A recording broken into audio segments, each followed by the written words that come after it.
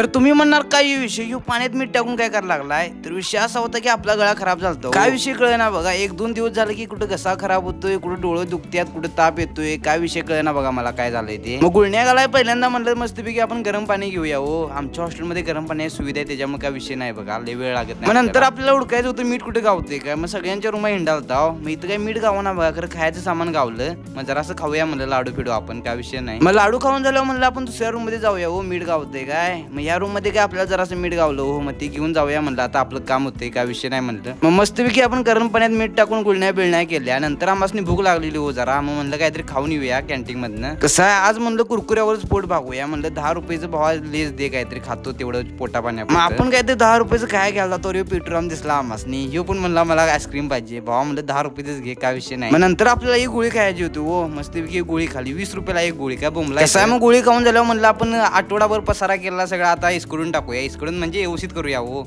सगळा मस्तपैकी लॉन्ड्री बिंडीला भरूया, सगळं माझी कामं होती, थोडा काय विषय नव्हता। तर मित्रांनो आजच्यासाठी एवढंच, भेटूया आता आपण पुढच्या व्लॉग मध्ये, काय विषय नाही।